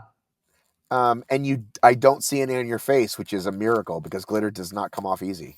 Yeah, this was like a tattoo thingy that was pretty easly scrubbed off. So Oh, she okay. gave me another one though. I'm going to wear it someday. I just don't know. I'm going to save it for a special occasion. Okay, because I've had glitter put on me before. Like people have it at races and they think it's fun and they put it on you and then you can't fucking get it out of your hair or your face. This was more like those temporary tattoos. Right. No, I It hear what was, you're saying. I hear what yeah, you're saying. yeah. It was great. It was great. I feel hammered. I feel probably worse than you do, and I know you feel. Do you have a Strava for it? I have Garmin Connect, so it's on my Garmin. Oh, okay. I was gonna say I wanted to see your elevation. Yeah, it was like we were like 5,000 elevation gain. You start at about 7,200 feet. You go down to about 2,000, then you go back up. All right. I am gonna take a quick break to hit the bathroom. So remember, this is the version where you don't talk, so I can edit it out later. So I'll be right back. My friend said that you didn't edit out the last one. You just threw up the whole thing on YouTube. Which one? Last week's. We had some like swaths where you were running and doing something or whatever, and it just ended up on the whole feed. So Okay.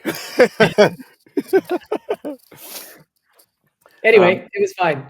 I had right. one last question for you on my Okay. list. Okay. So the question is, did you file any protests for reps or distance about your competitors at Atlanta? And if so, did you do it within the 1 hour time window? Well, funny you asked that. I did not. However, I did notice I couldn't find my time. If I looked up my name, it gave me my time and it said mixed doubles or McDoubles, whatever it says. But then if you go through and look at the results, I'm not in the mixed doubles. I'm in the women's doubles. And so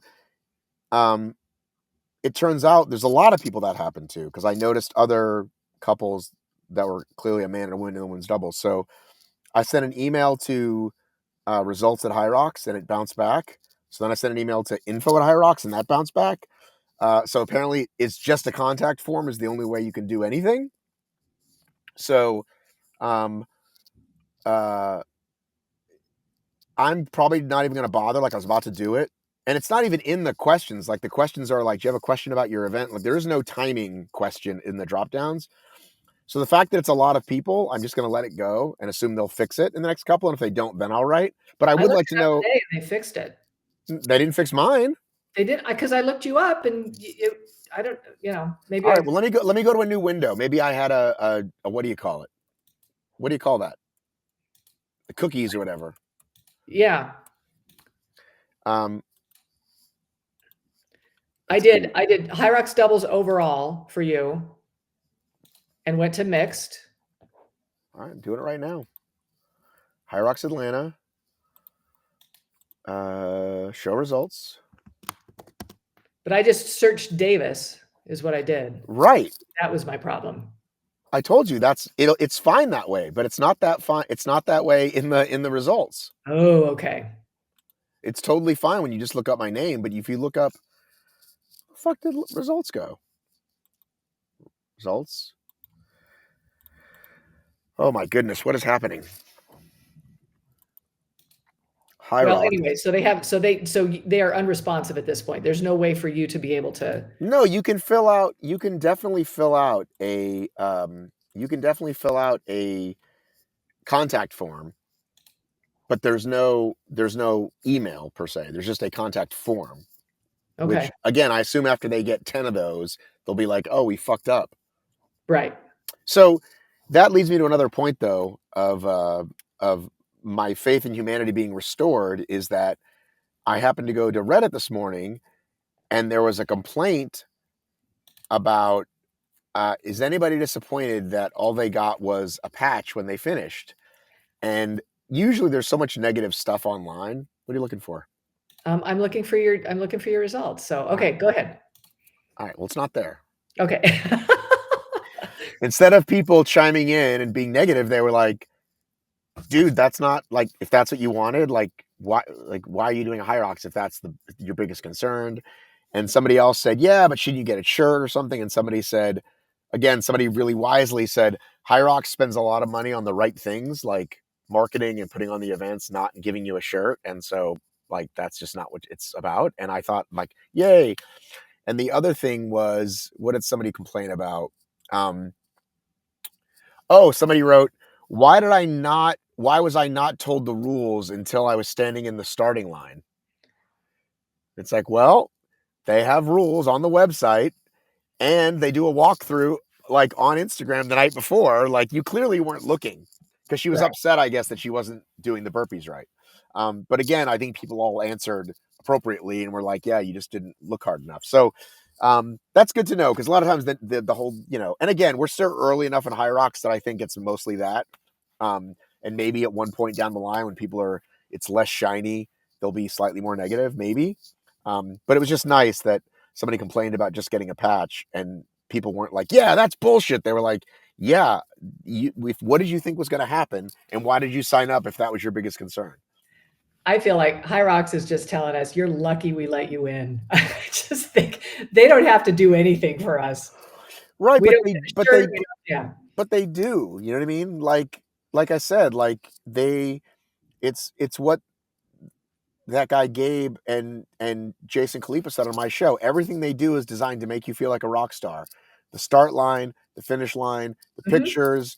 Like, when you're finished, you get that big, you're relaxing in that big chair. And I mean, I just think everything about it is high. It's like high production value. So Like, we should I was proud to bring my wife to it. You know what I yeah. mean? We should Like, just be we should just be glad that we get to participate in something that high quality. I don't think they need to give us trinkets to have it how be a good many experience. Well, it's just like, if I go to a 5K and I show up and they're like, "Here's your shirt," I'm like, "You can have it." Like, Right. because at one point it was like, "Well, I'll give it to my kids," and now my kids have so many shirts. I literally do not need another crappy T-shirt, right? Right. If it's Right. a cool tech shirt, the only ones that I want are long sleeve tech shirts, because I don't have a ton of those, and in the winter you want to have a couple of those, right? Right. Because it's Yeah. nice. Or if I think, Jesus, if I ever do an ultra again and I need one for a 5 a.m. start, it'd be nice to have one. But yeah, I'll happily go buy a shirt if I want one. I gotta say, that would be another nitpick, is HYROX Miami was kind of like these green and yellow, like that was the shirt, and they kind of repeated that for Atlanta. So, like, I got the one in Vegas that we got, and I haven't bought a venue shirt since. So I don't know what they're doing, but they could step those up a little bit, I guess. I think they're just doing the same shirt design for the whole season, and then next season they'll have a new shirt design. And I think we'll pick the city we want to get the shirt from. I mean, I obviously got the Vegas one because, But if you know, Even Spartan can afford to like throw the, like, let's make it look cool, like, here's the Atlanta stuff, here's the Carolina stuff. If Mutter and Spartan can do that, it's clearly not that hard to do, right? right. You will end up with extra inventory. It's going to happen, but you sell it for cheaper later, and it's. I mean, again, I think they're printing money so much right now they just don't even bother. But Yeah. that would be a cool. I mean, they actually did have a hoodie that was pretty cool. They had a HYROX Atlanta hoodie, but again, I have too many fucking hoodies already. So Yeah, no, my Vegas hoodie is my favorite shirt right now. If it wasn't so warm today, I'd be wearing it. I wear it all the time. I love it. right, I have to wonder, because this is a race out of Europe, I don't know what European races are like and what people expect from European races. right. We get used to the medals and the shirts, and everybody gets a medal here. And I know that you've complained that everybody gets a flag at HYROX, and they don't. Like, flags are actually a big deal, right? I've never complained that. Yeah, yeah. I'll find the footage on that one. You said too many flags. You said too many people winning.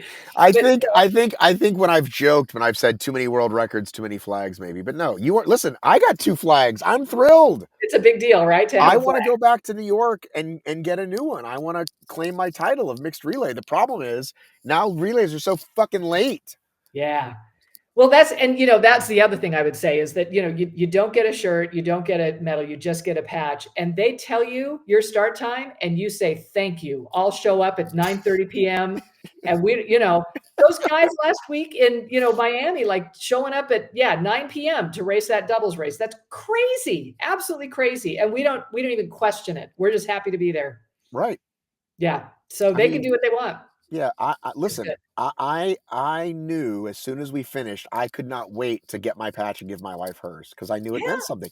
And she'll stick it in a drawer and never care about it again. But like, I'm gonna stick it on my bag. I was like, yeah. oh, I have to.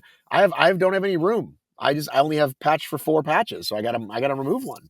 We have a big, long Velcro strip now next to our garage door going in. Like, we pull into the garage and it's right there next to the door going in. And we're just adding patches as we go. And so it's just Right. growing. And that's as good as anything. I mean, what else do you need? That's good stuff. Right. I don't have a garage, but maybe one day I will. That's something to aspire to, right? Right. Put it anywhere though. You could put it behind you. You could stick them on that belt. I really could. Yeah, I mean, if I that wanted to look really bother, cool. I could put my my 2 flags. I have a third and a first. Yeah. Um, but yeah, that's the only other nitpick I think I would give is like nobody, everybody hates the fact that if you run 2 days, you got to come back for the second day. So if you're not local, that's kind of a pain. But that won't happen. Now, they'll have it better Hopefully, organized. Yeah, now that they have the 2 days, they'll have, each race on a day, and everybody will get to race then, and they'll have the podiums, and they'll figure it out. It's going to be fine. Next year, it's going to be fine. I mean, I think it was really funny. Rachel Waters, who's been doing, and I did a quick video with them with Rachel and Heather White because I remember when they were at the first DECA in Atlanta in 2021 with like a couple hundred people, and I was like, how amazing is this that this is Yeah, so many people here? Um, Rachel said, I've never seen so many fit people in one place in my life. yeah. It's crazy. It's hard to feel like you belong in a place like that. It took me a while to feel like I even should even show up. It's really incredible. It's I really mean, incredible. I don't feel that way necessarily. I said to my wife, I said the only time I really feel it is if you've been in when I was allowed more media access and I would be in the warm up area, like talking to the guys or whatever. If you've ever been in the warm up area during a men's wave, the testosterone will knock you the fuck over. I mean, Yeah, it is a lot. yeah. And maybe you don't feel it from like age, 18 to whatever, late 40s, but I feel it. I'm like, whoa, right? It's It's like palpable. sparks are coming off of It's them. like, whoa, right? Yeah. Because she noticed like one kind of like typical gym bro in the warm-up area. It was all mixed doubles because it was our time, and it was mostly, just regular people and whatever, different levels of fitness, stretching out, doing whatever. But there was one guy that was kind of doing the gym bro kind of walk, and I was like, oh yeah, like the men's wave is just like, and again, like, for those of us that notice these things, it's like the funniest thing to see that person walking on like lap 2. It's like, yeah, You all cannot show, predict. yeah, all show no go, right? Yeah, yeah, yeah. Um, but yeah, what I think I had like 2 more things in my notes. Well, I wanted to ask you what you thought of this rule change that they're requiring Oh, the athletes themselves to be responsible for their distance and okay, wrap. okay. So I've been asking since Glasgow, will we find out what happened with the rules? We Mhm. weren't told. We weren't told. We kept telling we would be told. Finally, the athletes are sent this thing. A few of them sent it to me, and I reported on it. So that's what we know now. So I've since reached out to Matt Locke, who's the person in charge of this now, who's kind of taking it over from Intra, Right. and I said, let's have a call. And now we're supposed to have one. So I'm going to ask him about this and many other things. So I just want to keep you guys updated on the things I've been talking about. Because obviously, I want to get you answers with this stuff because everybody's curious, not just me. But I have a couple of problems with it. Number one, they said they can take up to 3 days. So that's too long. Okay. You mean, so you have an hour to lodge the protest. They email the athlete who the protest has been against, but then there's a 3-day wait, up to a 3-day wait for that athlete to then find out what they've decided. Is that right? Well, it's essentially saying you could leave the world champs and we don't know who won because they could change it. Now, someone might say yes, but it could take that long for drug test. I'm like, that's different. Like Yeah. that's a whole different story of why an athlete is disqualified. The Right. other part I did not like at all was the wording around evidence, something about, send the evidence. And it's like, okay, so this doesn't answer the thing that I asked, which is, well, what's the evidence? And if it's the boyfriend's cell phone camera, that's not good because then you've got everybody filming everybody. And what's the source of that? In the law, we'd call it like chain of custody. Like, was it edited? Like, it's just, they didn't even say it's our footage. Like we will look at our footage and make a decision, right? And even that isn't great because, again, this isn't the NFL where there's 90 cameras looking at all angles. They might only have cameras on the top 3, which means that 7, 8, and 9 could be cheating, right? So that's a bad thing that I think is not clear at all. I read the letter a couple of times, and the thing that really stood out to me was that they really are they're delineating a difference between movement standards, which is final on the course, right? Like you cannot film somebody and say their BBJs were bad, and then like that doesn't work, or their wall ball depth wasn't bad, or it was bad. That you cannot judge against that. It's literally just distance and reps. It's just about whether or not the counter gets to 100, whether or not they've done the lunges all the way. That's the only protest, which I think helps a bit in as much as, I mean, if you've got video footage that the person didn't cross, didn't do as many lunges as they were supposed to, that's a lot simpler than whether or not their knee was down. Right. But in Sean Noble's case, his judge said to go, the screen said 100. He passed both tests. So why did he get disqualified? Or why did he get 10 seconds added? Well, hence the GoFundMe page, the poor guy. Well, but that's what Dave and somebody else pointed out is they've still got contradicting information. If it's you must listen to the judge and the screen has the final word. It's like, well, which one has the final word? And yeah, it doesn't this letter to me looks like the screen has the final word now. But the screen did have the final word. Yeah, well, look, in that case, I think that's why they're making the decision. That's why they're putting out the letter now. I gotta say, and by the way, they didn't put it out. They only sent it to the athletes, which again, I have a problem with. 30 people should never have information that should be for everybody. I get if they were like athletes get it Friday night or Thursday night, it goes out in a press release Wednesday morning. Like that's fine. You want them to see it first, whatever. Even that I'll give you. But it still hasn't happened. So you only know about it because I did it, because I shared information which should be shared for everybody. And I also thought the letter, the tone of it was more spin than fact. And yes, it's your sport. And yes, you're going to throw in, we want the best. And yeah, like, of course you are. But that particular email to me was like, I don't know, 60% spin. And it was like, well, that's not what we want you for. We want you to make the rules clear. Mm-hmm. Not you care for us and the sport and the fair and this and that. It's like, you know what I'm saying? Yeah. The tone was a lot of spin, more spin than I would like from a head of sport. That's kind of like Dave Watson vibes, I would say, right? Dave's like, oh, we're doing everything for you. P.S. I give no shits about you whatsoever, right? And I think Matt does care. I don't think, you know what I mean? But do you know what I'm saying? I do. think Matt Locke does care, but I think that tone, like let the PR company do that. You give us the facts. That's my personal feeling. And I'll say this to him when I get him on the phone in a nice way. My first exposure to you was before the pandemic.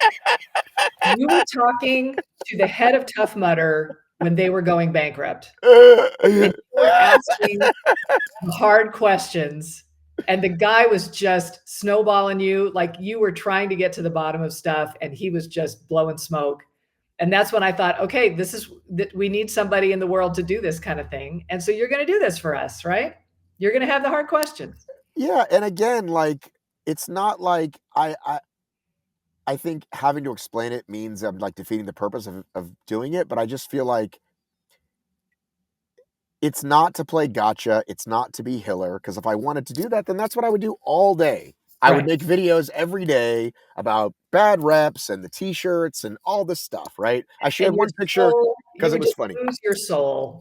Well, Just would but lose but your- I would make more money faster, probably right. through Yes. whatever, and more engagement or whatever. And you would have So, no friends. well, people fucking love Hiller. They think he's amazing, right? They just like, oh, that's amazing. The guy did make a really good video. There was a guy in CrossFit who you know what the Open is, right? Yes. Okay. I feel like an idiot now. You're a CrossFitter, right? I'm not a CrossFitter. Okay, good. Phew, for a second, I was like, oh, is Cheryl a CrossFitter? I'm not. Guy finished 5th in the Open, which got him to one of these regional events. And he was last in everything. And it was obvious. And I saw that video. yeah. That Hiller did. It was very enjoyable. So, yeah. So that sport needs that. But Yes. but they don't need like 20 of those every week, right? About every little thing CrossFit does or picking on fucking CrossFit Beth. It's like that's not what we need. I don't think that's a good use of our time. Unless you just want to like spew the hate and like keep the hate trait going. So anyway, Matt Locke, I've been asking you for a while. I want to ask you straight questions. I will ask you straight questions. I want you guys to succeed. And I think you put too much spin in that email. And he might say, good point on you, mate. Or he might say, fuck you, Matt. I'll write it how I want. But yeah, you know what I mean? I think, look, if they can answer the questions, they should answer the questions. And I think it'll be good that somebody's asking. And I think they do so many things right, as we just spent 97 minutes mostly about the love fest of HYROX. Mhm. And I do think they get a lot of the sport stuff. I do think they get it. I do think they get it right. I think most of the things they've done have been in the right direction, and they do listen to feedback. And it's not just, it's a fine line of just everything the elites say you can't go with or whatever, right? But you do listen to some feedback. And anyway, I think we need to get clarity on rules, especially when that was such a bizarre call all those days later that we still can't wrap their minds around. And again, that they didn't have to do. Yeah. They could have said they're both in. Yeah. And it's Elite 16. And if one of them drops, there's no roll down. Or even if one does drop, there's still like, there was a way to make it a win-win. And who would it have hurt? Like, who would have been mad at that? Right. No, like literally, who would have been mad if they said, we fucked up, they both get in? Who would have been mad at that? Right. You admit this mistake, you change the rules post to clarify everything's fine. Right. But to DQ a guy who did what a judge said and who screen said 100 and then say somewhere we watched a video that says you didn't, it like, maybe they're not out to get him, but it kind of looks like it. And I'm not saying they are, but it kind of looks like it. That poor guy. That's the problem. We find these people that we can root for, and then, Barcelona happens and all these nobodies show up and kind of ruin it for all of them. So yeah, it's going to take a while for us to just go through the grieving process on all of it. Well, now you're going to take heat though. Now you're going to get heat like Rich Ryan. You just called them nobodies. I guess nobody's to me, which means here's what I will say. I follow the sport as much as the average person follows the sport. I knew none of those people. So good for them. Like, I'm thrilled for them. It's just bonkers that people I knew who I know are good were 10th. I have no idea. Right. And they didn't all have a bad day. Some of them did, right. but they didn't all have their worst day. Exactly. So yeah, like, look, okay, they can be mad at me for saying they're nobodies, but all that means is that I just am blown away by what happened last week. But here's the good news, Cheryl. That's how you'll know you're a real podcaster, a real content creator. When you get a DM that says, listen, I heard the show and blah, blah, blah. Well, even not that you're garbage, just that how wrong you are, you'll know you've made it. And you'll be like, oh, this is what it must be like to be Matt. And this is what I love Who's about texting you, that. Cheryl? I don't know. I keep turning it off and it keeps just doing it anyway. I'm so sorry. My wife sometimes turns her phone sounds on. You know the sound when you tap your phone and it goes, Yeah, and it drives me. She usually has it off. Whenever it's on, it drives me fucking crazy. the little bubbles. Yeah. Oh my Well, god! here's what I'll say about the DMs is this is just sports and people are welcome to disagree with me because it's just sports. Right? Yeah, it's a fun thing to disagree about. I They think are welcome to tell me I'm wrong because I don't know. I'm just here because I like it. I couldn't agree more. Hey, I want to do a plug for these cool shirts that are out now. You can buy a new shirt. They're available now online. The run, ski, run, push, pull, run, carry, etc. shirt. Go Okay. buy that shirt. Be the first one in your town or in your state to have one. And I want to shout out someone just bought one, Christine. Christine, you might have bought the first one ever. I don't know. I haven't checked the emails, but you did send me a screenshot that you bought one. So if you buy one, send me a screenshot. Where's And the link that we can get it? the link is in the bio of the Instagram. If you are an international person and you're like, I don't want to pay $30 for fucking reverse tariff shipping, I will give it to you in Chicago at the World Champs.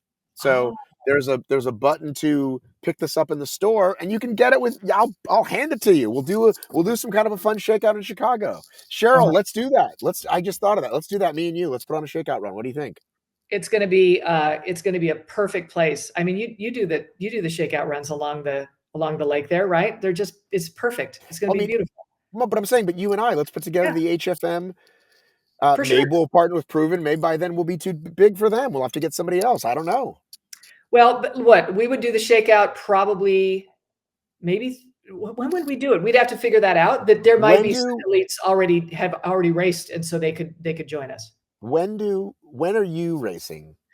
So that's something we will have to talk about at another time because HYROX put out a schedule and now they've put out a completely different schedule, but they haven't changed it on the original website. I have no idea. I'm either racing Friday or Saturday. I don't know.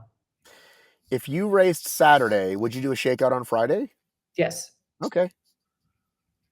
But I think people are racing on Friday. So Well, that's the problem. let's quickly say that the reason the reason I asked James Newbury, why did you guys race back to back? He said because we're going to have to race back to back in Chicago, doubles and then relay. So somebody said the relay is now first, which sounds really dumb. Yeah, because it's not on the Sunday night schedule. So when would they have it? Because they're That, doing that's they're the doing thing. the Elite 15 Thursday, right? And then the relay, they said they moved to Friday, which makes no sense. Yeah, no, I have not seen a definitive schedule, and An it's elite muddying the waters. an elite 15 athlete that shall remain nameless wrote me and said, I'm skipping the fucking relay if they want me to do it before my doubles. That's crazy. Like the doubles Right. has money on the line. Yes. It's a real championship. The elite, the relay should always be Sunday. It's like kind of like from OCR. It's kind of like it's the least important but the most fun. I just did air Mhm. quotes. Just the dot at the end of the sentence, a nice little thing to sort of finish up before that after party. Did you see starts at 9 p.m. and ends at 4 a.m.? No, when did this come out? When did this come out? That's on the schedule too. I'll have to show you the post. Okay, hang on. I gotta find this. It's on HYROX. it's on HYROX post, HYROX World's post. It was Okay, last week or the week before. so how many hours will you be at the after party? 0 hours. I think we should make an appearance at 9 and then leave at 9:15. I like that. I like that a lot. Hang on, this is new information to me. Hang on. Where the fuck did it go? And are you're Sable all 4 days, right? Because you're a 1%er? So the Sunday night we will be heading to Chicago or like O'Hare Airport, So you can and get up stay early and fly the next day? exactly. So we're there till Sunday afternoon. Okay. Welcome to the HYROX after party. Oh no, this is June 10th, 2024. There's Christian, who should be the face of the party because he's a partier. Okay, that was Nice. So that was June 10th, 2024. Where the fuck is it? Yeah, we're gonna have to talk about this at another time. I think it deserves a lot of time. Do you have to get going, or No, you just think we've talked long enough? no. I mean, we've talked a long time, but I just remember there was a post where they sent out this schedule that is completely different from what they have on the website for the event. So I don't think they actually know yet. On the website, it says Friday, HYROX Pro Women, HYROX Pro Men, and then the Relay International Race. And then Saturday, Pro Women, Pro Men, different age groups, doubles mixed, Elite Pro Doubles, Women's Race, at least. Yeah. So they have the relay on Friday night and the doubles on Saturday. No sense. No, because then you're just going to get different teammates on the relay. You're not going to have your A game there because so many of them have qualified for doubles. And then Sunday just is what? It just fizzles out. There's just nothing to sort of finish it off. I guess just the after party, and probably most people are going to be going home by then. Guess who I just got an email from? Who? HYROX USA. Guess what it says? What does it say? Congratulations, Sweathouse HYROX Atlanta completed.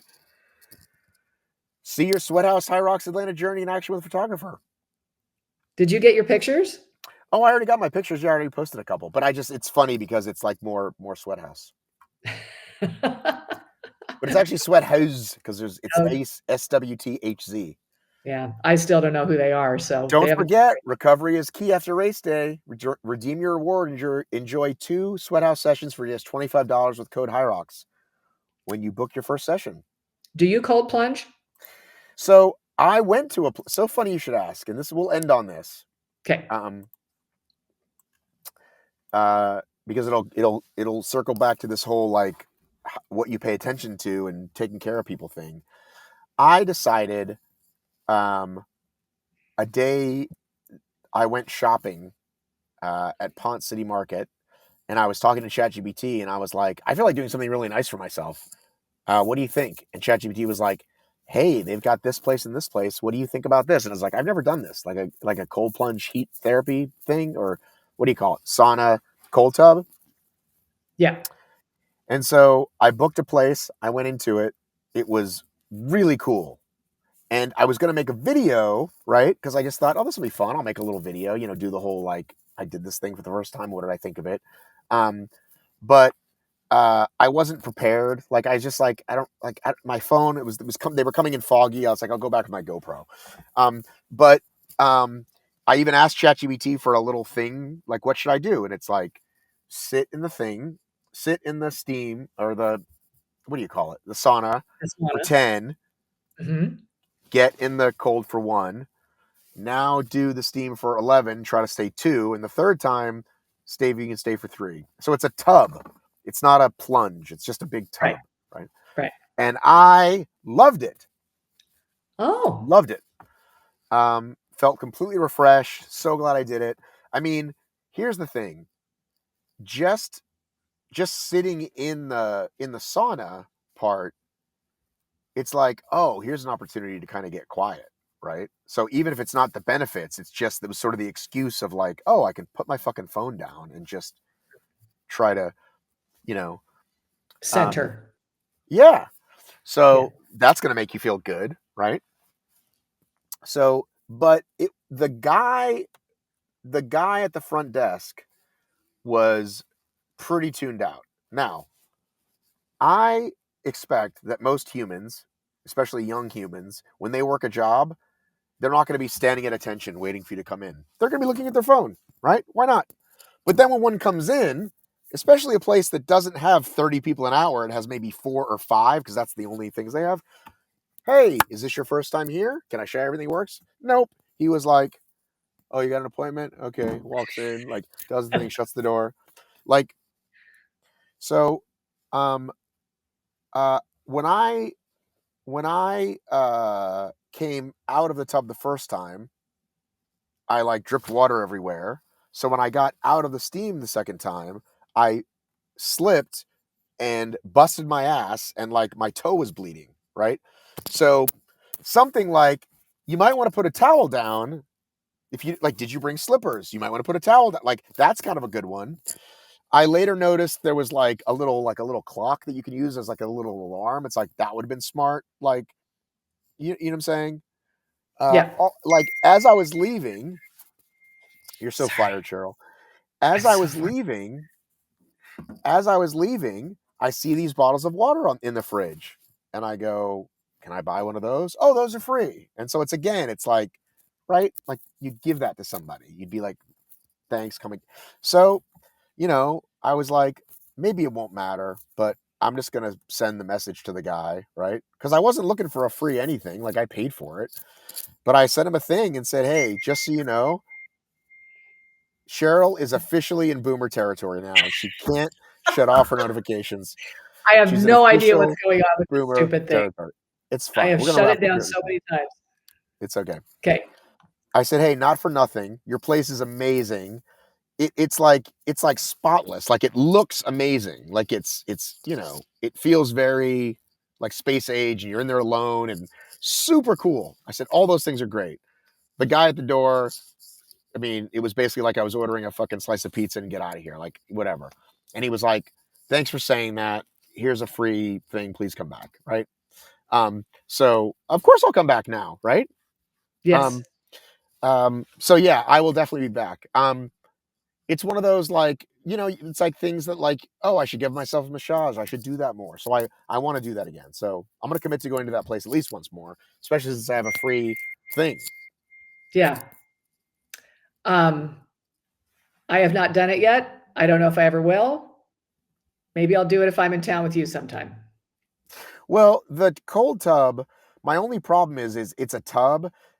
It's literally a tub. Like, when I did I did kind of a quick one when I was in England, and it had the big, the big barrel that everyone jumps in, right? And so you just get your whole body in. It's a tub. So to get your whole body in, you kind of have to sit awkwardly, and it takes a long time, and you want to just dive in, essentially. So that was my only problem with it. All right, that's it. I can't take it anymore. Your thing keeps beeping. I promise I will have it fixed next time. I have no idea what has happened to my settings. I'm just very popular today. So yeah, it's the whole Grand Canyon crew talking about something. All right.